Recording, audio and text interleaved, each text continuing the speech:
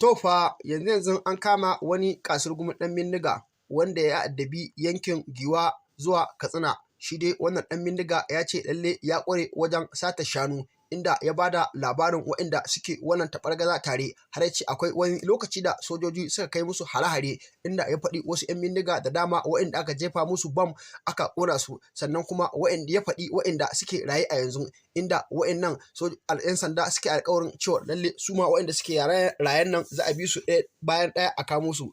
A wani labarin kuma za ku ji wani shahararren jarumin TikTok mai suna Tasi'u ya fito ya yi kaca-kaca da Barau Maliya, inda ya ce gaskiya abin da Barau Maliya ya musu ba abu ne mai kyau ba. An zaɓe shi ne domin ya taimaki talakawan jihar Kano da kuma sauran Najeriya, ba wai ya je ya goyi bayan shugaban ƙasar Najeriya Bola Ahmed Tinubu ba, ya zo ya ƙaƙaba musu haraji da kuma abubuwan da zai zo ya damu mutane. Shi dai wannan Tasi'u idan ba ku manta ba yana cikin matasa waɗanda suke ƙoƙarin su kafa jam'iyyar matasa a Najeriya, ya zamanto a watsar da jam'iyyar APC sannan kuma a watsar da jam'iyyar PDP, duk wata jam'iyya a yi watsi da ita, inda yake so matasa a zamanto a ce su ne suka karɓi mulkin Najeriya. Ana tunanin lalle idan sun karɓi mulkin Najeriya za a samu adalci yadda ya kamata.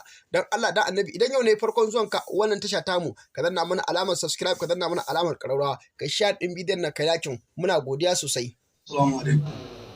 Wannan shine bawan Allah da Civilian GTF ta nasarar kamawa a garin Kwatangiri yau ranar 4 ga watan 10.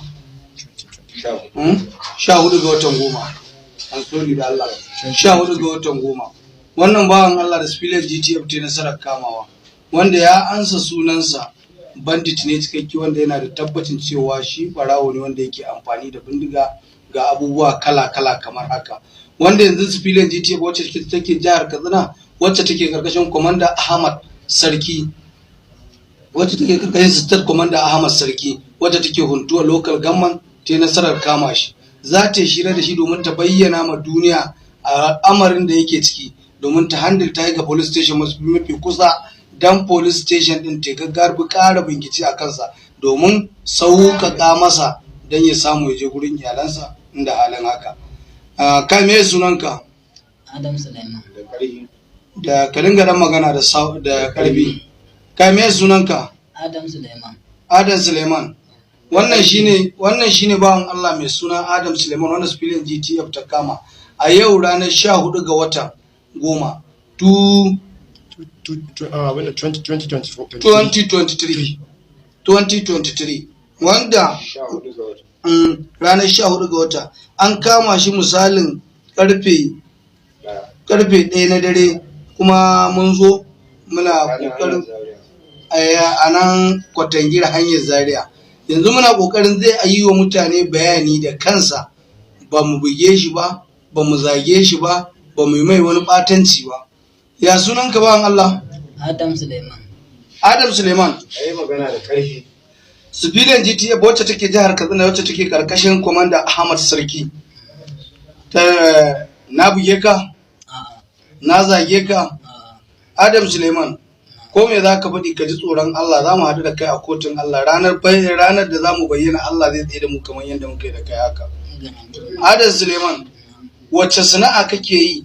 Wacce take gurbatacciyar sana'a, wacce za ka faɗi abubuwan da kai da bakinka da abokan yanka da wanda yake raye da wanda yake mace, wanda muna ganin cewa idan kai hakan zai zama maka abu mafi sauki a gudan al'umma da idan duniya baki daya. Da farko dai Da ƙarfi. na yi sata ta shanu, amma da na yi sata shanun nan a garin Tandama, to ba a kama da aka kama mu, sojoji sai suka wartake mu, sai muka bari muka bar shanu, sai muka ƙara komawa a garin Rahin Gora.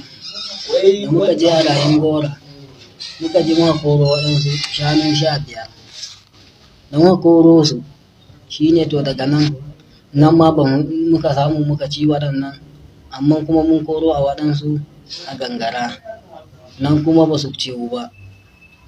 Amma da farko daga ƙarshe garanti mun je mun tare titi ga wajen Giwa, nan ma gabaki ɗaya 5,000 kawai muka samu. Ma'aikata na gwamnati sai suka kama mu, sai suka wartake mu muka tsere. Me sunanka? Adamu Suleiman. Adamu Suleiman wanne yare ne kai? Ni bahilla ce ne. Wannan shine mai suna Adamu Suleiman wanda yake da yaren Fullanci a bakin shi, wanda yake gaya ma duniya abin da ya tabbatar yayi, wanda kuma yake faɗi cewa zai iya gaya mana abokan ayyukansa da waɗanda suka samu matsala Allah ya musu rasuwa ta dalilin haka da waɗanda ke raye. Suleiman Adam, dabarwa kuke amfani da ita, waye mai gidanku? Buhari Yadi. Buharin Yadi. Suleiman Adam, dawa kuke yin aiki? Da farko muna yi gani ɗaya. sai Idi, marigayi Idi. Wanne ne marigayi Idi?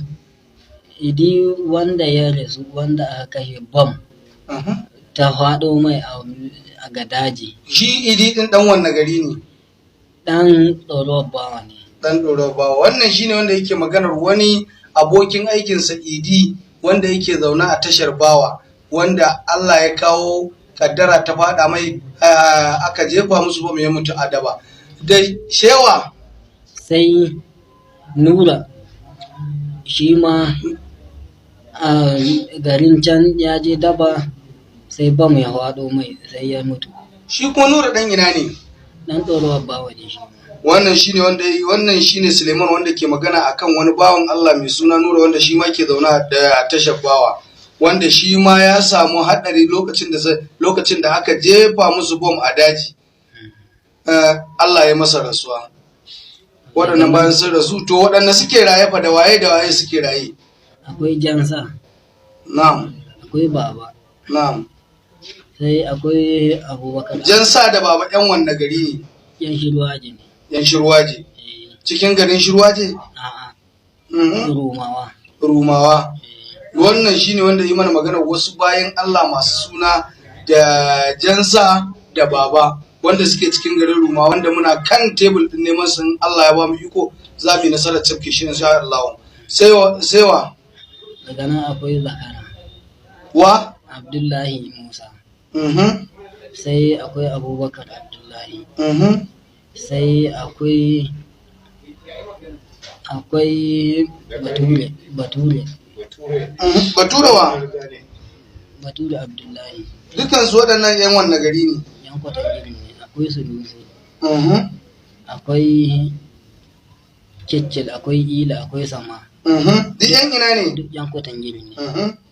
To alhamdulillah. To wannan bayan Allah da ya lissafa akwai su a Kwatangiri, muna neman su cikin hukuncin Allah, in Allah ba mu nasara za mu yi nasarar cafke su. Wannan shine Suleiman Adam, wanda yanzu ne ya bayyana ma duniya halin da yake ciki, mun kuma ya gamsu da halin da yake ciki. Allah ya sa duniya ta gamsu kaman haka. Suleiman Adam ya tabbatar ma kansa shi criminal ne ba karami ba, shi ɓata gari ne ba karami ba, shi mai cutar da al'umma ne ba karami ba. Suleiman Adam za mu yi gaggawar hamdalta shi ga police station mafi kusa domin su ƙara bincike a kansa. Muna neman taimako ga al'umma, manyan mutanenmu da muke tare da su, duk wannan ya ga wannan bidiyo don Allah ya tabbatar ya shiga cikin wannan kitsin don yanke wannan yaran hukuncin da ya kamata a yanke masa a kansa. Suleiman Adam, wacce ladama kai? Ni a gaskiya na yi sata amma tun bayan shekara 3. Wacce ladama kai a yanzu kama ka da haka yi? Amma yanzu na tuba. Na yi ladama, na ƙara na yi ladama. Ya za ka ce waɗanda suke kan network ɗin yi ko kuma waɗanda suke da niyyar yi? Waɗanda suke a kan niyyar yi ko kuma waɗanda suke yi, Allah ya ganar da su hanya su daina. To Suleiman Adam, idan mun kai ka police station ta yanke ma hukunci daidai da irin wannan ya kamata a yanke maka. Suleiman Adam, ka ji tsoron Allah. Civilian GTF da ke jihar Katsina, wacce take karkashin komanda Alhaji Ahmad Sarki, za ta handalta wannan bawan Allah ga police station mafi kusa. Allah ya ba su ikon yanke mai hukunci daidai da shi. Kai baro munafuki ne kai. Ko fa kai munafuki ne. Duk dan majalisar da ke goyon bayan sa wannan hannun munafuki ne. Duk sanatan da ke goyon bayan sa wannan hannun munafuki ne. Allah wanda ya kirkiro ma haraji shi ma munafuki ne.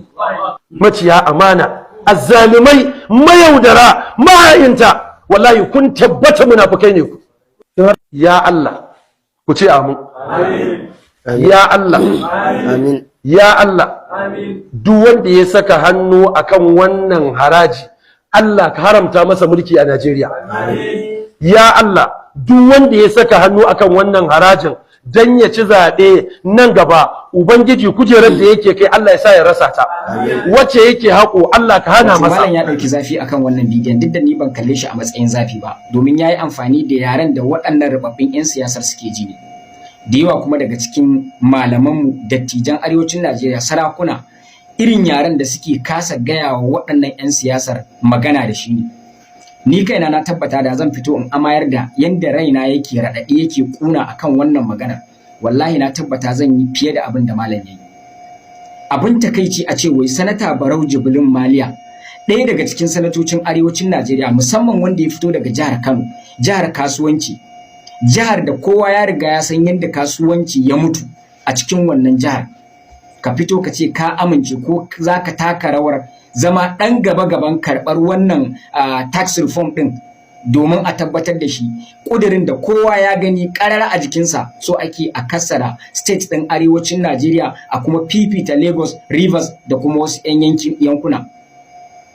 Ina mamakin da yawa daga cikin waɗanda muke turawa su wakilce mu, su kare mana haƙƙinmu ko kuma su yi magana da yawunmu.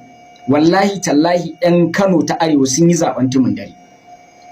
Irin wannan rawar da kake taka wallahi zaɓen tumun dare aka yi. A matsayinka na number 5 citizen, ba mu taɓa ganin ka fito ka haƙiƙice a kan insecurity da ke damun arewacin Najeriya ba. Ba mu taɓa ganin ka fito ka haƙiƙance a kan yanda kwanakin baya aka ƙara kuɗin registration yanda talakawa ba sa iya zuwa universities ba. Haka kuma ba mu ga ka ƙara haƙiƙi cewa a kan yanda aka cire fuel subsidy, talauci ya zo ya yi katutu a state ɗinka da kuma arewacin Najeriya ba. Haka kuma ba mu taɓa ganin ka fito ka kare abin da ya shafi talaka ba. An gaya ma ka sai babura ko ka sai mota shine kawai ka zo ka yi constituency project? Ba irin wannan muke da bukata ba. Duk abin da aka hango shi a matsayin abin da ba zai zama alkhairi ga arewacin Najeriya da Najeriya ba, to kamata ya ka hana. Da wannan muka zaɓe ka muka ce ka je ka wakilci mu. Ba mu zaɓe ka dan ka wakilci Tinubu ba. Idan kana tsoron kujerarka ko kana tunanin a'a Tinubu ne zai iya yi ruwa ya yi tsaki idan ka fito takarar gwamnan jihar Kano, so ka gane cewa wannan ƙara daɓa kanka wuƙa kai. Domin talakawan jihar Kano sun kalle ka kuma sun ga abin da ke faruwa. Sun ga yanda ka ɗauki ko ka zaɓi ka goyi bayan shugaban ƙasar Najeriya ka watsa musu ƙasa a ido.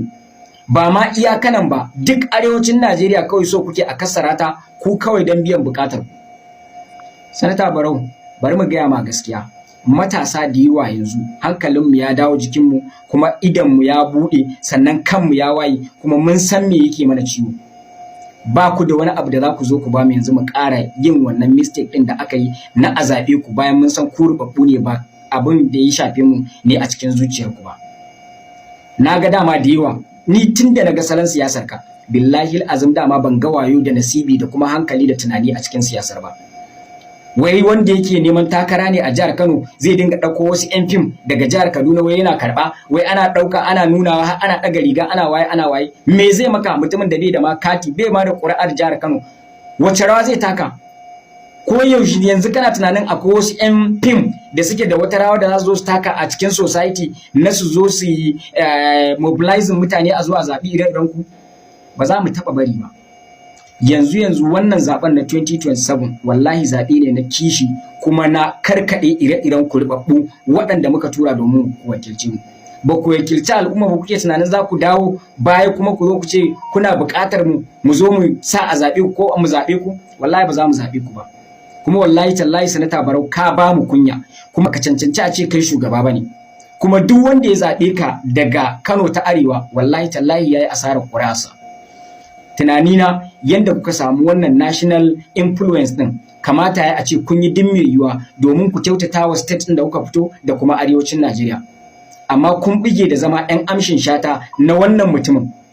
To bari mu gaya muku gaskiya, wallahi da izinin Ubangiji ko shi Bola Ahmed Tinubu din, in Allah ya 2027 wallahi tallahi ba wanda ya isa ya zabe shi, kuma in Allah ya da wannan 60% din da ya samu daga arewacin Najeriya wallahi ba zai ƙara samu. To jama'a assalamu alaikum. An jiya hotuna na da ni da mai girma injiniya Abba Kabisu da Hajiya Maryam Jan Kunne da yata Islam suna ta yawo a kafar sada zumunta ta social media, wanda mutane da yawa sun san dalilin da na je, wasu kuma ba su sani ba. Amma dai kafin in ce komai ya zama dole na godewa ita wacce ta haɗa wannan zaman, wato Hajiya Maryam Jan Kunne, sannan na gode mai girma gwamna kamar yadda ya karrama ni, ba don komai ba saboda manzala sallallahu alaihi wasallam yake faɗa mana man la yashkurun nasi la yashkurullah, wanda bai gode wa dan adam a lokacin da ya abin a gode mishi ba, wannan mutumin baya gode wa Allah, domin kullum a cikin godiyar ubangiji ya kamata a ce dan adam ya tsinci kanshi. To hakika abubuwa da dama sun faru, kuma kowa ya san dalilin da yasa na ja baya kuma nake adawa da gwamnatin nan, wanda kullum ina faɗin cewa ban so ne adawa da gwamnatin da na tsaya na yi mata kokari ne aiki babu dare babu rana sama da shekara 6 ana tsari guri ɗaya ba. Gwamna kuma yayi abin a gode mashi, kuma yayi abin a yabe shi, kuma alhamdulillah wannan is ana an privilege a ce kamar ni, wallahi summa tallahi abin na daga hannu na gode wa Allah ne, ba don komai ba. Wallahi akwai wanda idan zai shekara 100 yana magana a social media, wallahi kansalan unguwarsa ba zai kira shi ya ce me zo me ya faru ba, balantana a ce gwamnan garinku da kanshi ya dauki waya ya kirawo ka ya tambaye ka Aminu me ya faru ake ce baka tare da ni. Wato abinda na maka cewa to duk wanda yake gaya mana cewa ko yake baka labarin gwamna yana jan haushin ka ko an kai magana gurin gwamna ko wani ya kai munafunci, hatta shi kanshi Ibrahim Adam din da ake cewa ga abin da ya faru, bi rabbul ka abata gwamna da baki shi ce wallahi Ibrahim Adam bai taba tura mai wata magana da ta shafe ni ko ta shafe wani ba. Tsakanin shi da gwamna sai dai inda aka yi aiki ko inda aka yi korafin ake bukatar a gyara ya tura mashi domin ya je gyara. Kuma wani abu da gwamna ya faɗa min wanda ya kwantar min da hankalin cewa wallahi duk wanda aka ce yayi mita ko ya korafi ko ya gani ko an faɗa masa, korafin yake duba ba abin da ka ba fuskar ka ba. Idan akan gaskiya kake zai kokari ya aika aje a muku, idan adawa kake ta siyasa kuma bai hana ka je ka adawa ba. Kuma kullum gwamna na faɗin cewa a kamai masoyin shi, amma wallahi sana balotin. So da haka dole ya zama dole duk wanda ya ba wannan tsarin gudunmawa, number 1 kai wa gwamna addu'a da fatan alkhairi. Kalan mutanen da gwamna yake tare da su, gwamna yana buƙatar ka sashi addu'a, Allah subhanahu wata'ala ya ankarar da shi, Allah subhanahu wata'ala ya bashi ikon sauke alƙawarin da ya al'umma. To be honest, gwamnan jihar Kano ya karrama ni ba don komai ba. A lokacin da gwamna ya kira nake bashi labari, ranar da aka yi mana wannan asara, da ran da aka yi mana kone-kone, ranar da aka yi mana wannan ta'addancin, ranar sunan yata ne Islam. Wallahi banda Allah ya tsiratar da ni da sai dai wani ya rada mata suna ba ni Aminu Abdullahi ba. Abin ya tayo da gwamna hankali a take a gurin, kuma gwamna ya umarni da duk abin da nake na dawo jihar Kano, kuma idan na ɗauko matata da wannan ƴata Islam na je na kai su domin gwamna ya gansu kuma ya ba su haƙuri, kuma ya musu alƙawarin cewa Aminu Abdullahi nashi ne kuma yana tare da ni. To na ji daɗi, na gode, ba don kuma saboda na ga karamci kuma gwamna ya karrama ni kuma ya karrama iyalina, domin duk irin yadda gwamna yake zama da wani, ni ba aka zama da ni ba. Gwamna ya bani lokacin shi for more than an hour, kuma na faɗa mai matsaltsalun al'umma, ba faɗala ta ba personally ba. Kullum ina faɗin cewa ni ruwa ta sha, ni ina da makami a wata gwamnatin, ina tare da wani gwamnan in bana tare da gwamnan jihata, kuma ina samun abin da nake so, kuma ina aiki na, kuma yarda da kauna ce ta sa can ma suka kira ni. Amma ne wa gwamna addu'a da fatan alkhairi. To inda gida take saka mutane suna cewa ko na dakon kwasiya, to lillahi wa rasuli ni ban dakon kwasiya ba. Idan za ku duba ma na je ma ban sa jarbula ba, amma abin da ne wa kaina alƙawari baran ƙara yakar gwamnatin Abba ba, kuma zan mata addu'a da fatan alkhairi. Ba don kuma a lokacin da yan kwankwasiya suke ganin cewa sun min hayaki da na kogo, Alhaji Dauda Kawutu Rarara ya dauke ni ya mai da ni da, kuma ya kula da ni, ya min duk abin da zai min. To ina roƙon sa bani wata ala ya saka mai da alkhairi. Gwamnatin wata jihar ta ga cewa ni na cancanci ta dauke ni ta bani aiki, so yanzu dan na je an yi sulhu da ni da mai girma gwamna, sun bani hakuri, na ba su hakuri, mun yi juna fata alkhairi. Idan na ce na aje waɗanda suka rike ni a lokacin da nan ba a bukata ta, to ban musu adalci ba. So ba nan ne ba a bukata ta ba, abin da ya faru shi ni Aminu Abdullahi na yi gajen hakuri, ba don kuma saboda a lokacin da mai girma gwamna yana fama da shari'a, a lokacin kuma ni na fara maganganu wanda ni kaina na yarda cewa ban daidai ba, kuma na yarda cewa na yi gajen hakuri, kuma ina roƙon subhanahu wata'ala Allah ya gyara rayuwata, kuma ina bawa mai girma gwamna da makaraban gwamnatin sa hakuri akan abubuwan da suka faru. Kwarai da gaske abu ne mai wahala mutum ya gane cewa ya ba daidai bai zo ya faɗa. Shi yasa Qur'ani yake gaya mana illal ladina tabu wa aslahu wa bayyanu fa ulaika atubu alaihim wa ana tawwabur rahim. So hakika a wannan bangaren na yarda na yi ba daidai ba don kuma saboda kwace mulki a hannun mai mulki abu ne da yake ta mai da hankali. Duk abin da mai girma gwamnan jihar Kano zai yi kuma zai dauka ba wani, sai da mulkin, idan ba mulkin ba zai ba. To a wannan lokaci na yarda cewa na yi ba daidai ba, kuma na bata mutanen rai, kuma ina roƙon subhanahu wata'ala Allah ya ba ku hakuri. Ku ci gwamnatin ku lafiya. Wallahi ni da kaina ne wa kaina alƙawarin baran ƙara yakar mai girma gwamnan jihar Kano ba. Idan ba zan bashi gudunmawa ba, to bai kamata a ce na zo na yaƙe shi ba. Ya kira ni ya karrama ni, ya daraja ni, ya daraja yata, to ina roƙon subhanahu wata'ala yanda ya min wannan, Allah subhanahu wata'ala shi mai kiyama. Kuma kullum ina faɗi ni ma wancan ba a kankin kaina nake ba, kawai ina ganin cewa mutane sun fito da dukiyarsu an ƙona, yara sun fito da gaban iyansu da wayoyinsu an ƙwace, an ji musu ciwo. Wallahi inda a ce ba a samu nasara ba, ni Aminu Abdullahi babu wanda ba zan biya wayarsa ba. To amma ina ganin cewa da gwamnati ya kamata a ce a biya. So amma attention din gwamnatin jihar Kano a lokacin ya za a yi ta defeating din ko ta a dauki gwamnatin ta dauka a bata. So alhamdulillah mun ji daɗi ku kuke mulki. Allah subhanahu wataala ya sa ku gama da mulki lafiya. Baran gushe ba ne mai girma gwamnatin jihar Kano godiya da fatan alkhairi. Allah subhanahu wataala ya biya mai bukatun sa na alkhairi. Allah ya bashi ikon sauke nauyin da al'ummar jihar Kano suka dora masa. Amma magana dawa kwankwasiya ba wannan maganar, ne masu addu'a da fatan alkhairi. Akwai inda nake yin aiki kuma ina da alkawari da wasu bayan Allah, idan na sauke wannan alkawarin da su ban musu